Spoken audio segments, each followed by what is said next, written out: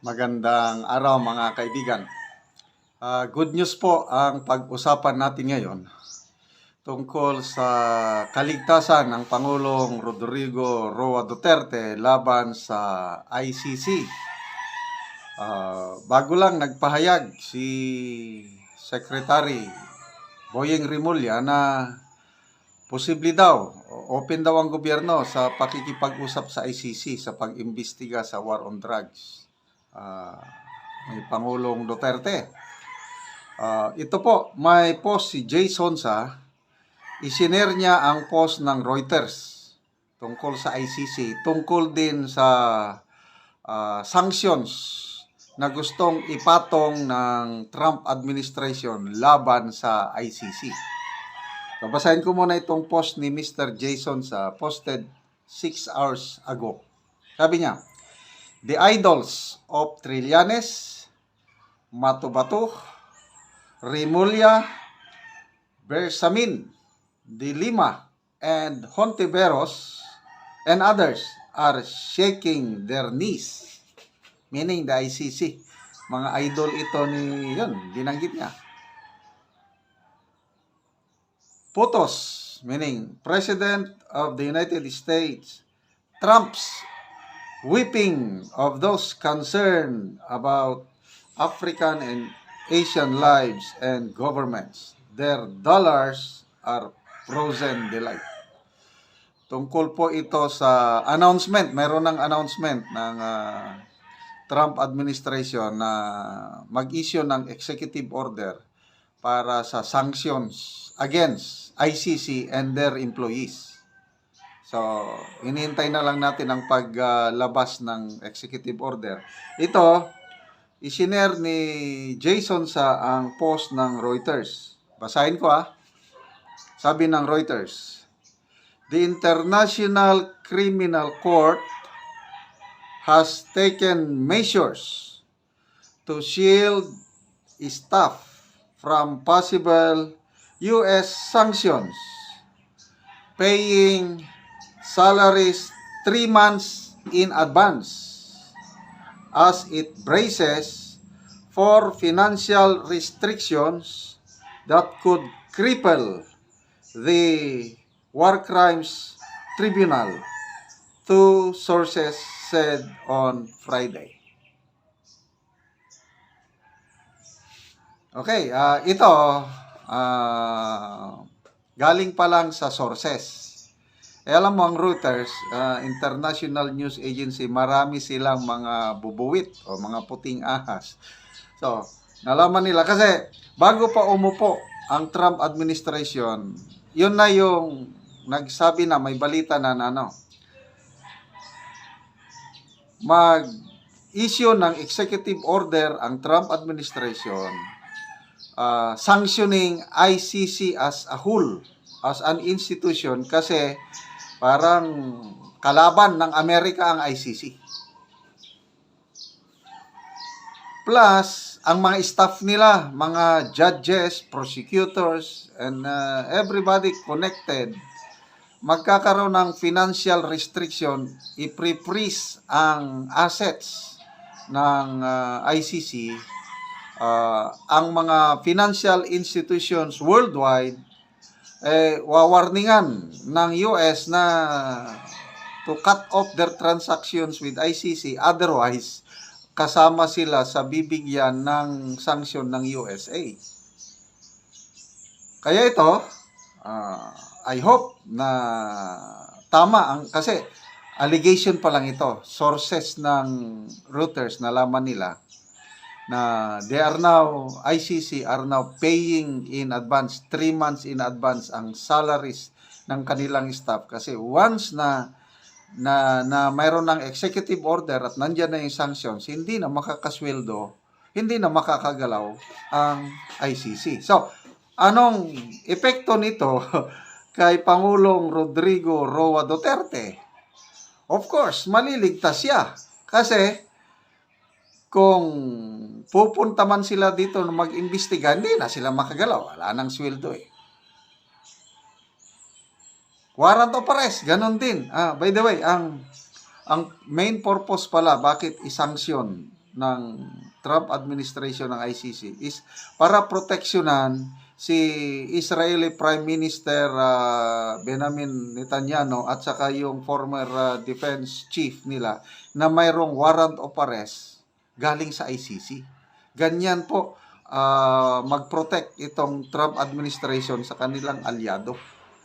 So, in a way, matutulungan, mabinipisyuhan si PRRD, Senator Bato at iba pa, itong move na ito ng Trump administration. Kaya sabi ko, goodbye.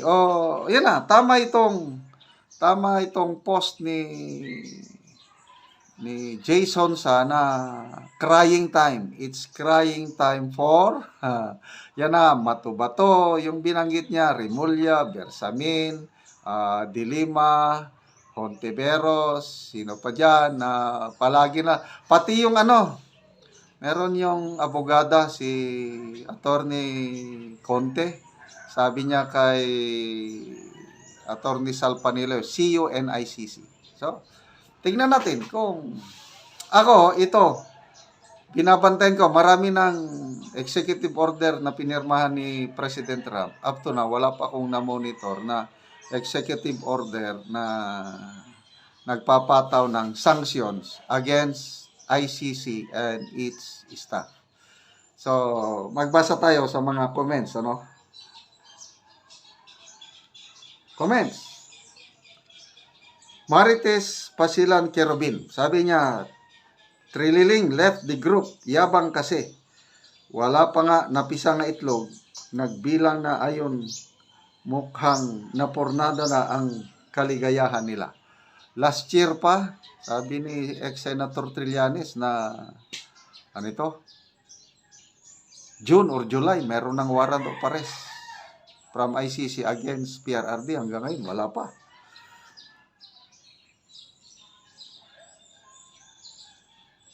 Ronald Añonuevo, sabi niya, wag muna kayo magsaya, sa dami daw ng nakulimbat. Baka mga congressman na raw ang magbigay ng pondo sa ICC para matuloy lang litisin si PRRD. Rudy Boltison Sabado, madalas yung twist of fate kapag pumitik ang buhol na kable, pulutin na tiwali talsik sa burak.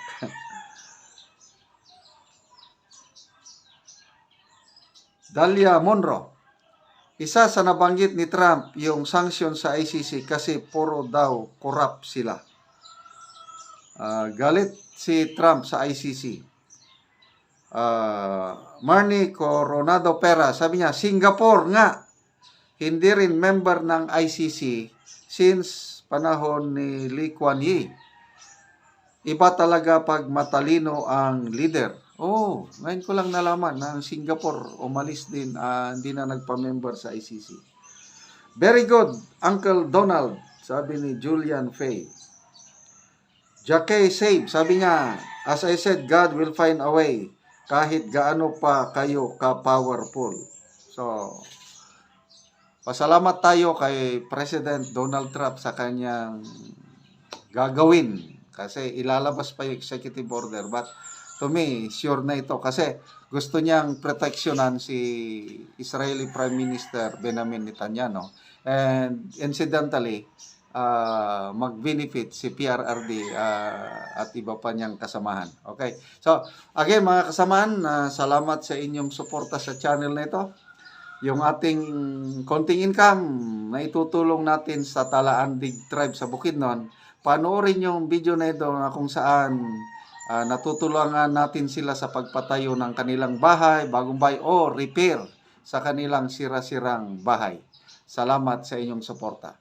Ano siya, ang balay, nga makita gani, nga gisumpay-sumpay ra siya, o luoy gyud kaayo. Ang ilang sulod, kita gid nato nga tulo na, o kini ang mga tigulang gyud nga tag-iya, niini nga balaya, nga gisumpay-sumpay in taon, nga yero, o pinakaluluoy gyud sila, nga mga tigulang na, mga tigulang na in taon sila, o wala na gyud sila ikapalit, tungod sa kalisod nga inani gyud ang ilang kabutang Bisan pa gani ang ilang isip, ilang higdaanan. Makita gyud nga kuha na siya. Mga tulo na gyud. Mga buslot-buslot, mura na gani mga bituon na makita. Ni apa ang kuha lagi nila. Isip ilang higdaanan. Yung taon sa mga tigulang. Kita man gyud nga kuha na gyud siya, tulo na. Pinakaluluoy na gyud sila.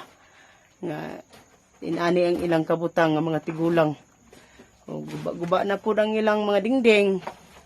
Kay ko naman lagi tungod siguro sa kadugayon na niini nga balay, wa pa gid sila nagpatukod og balay tungod sa ilang kalisod.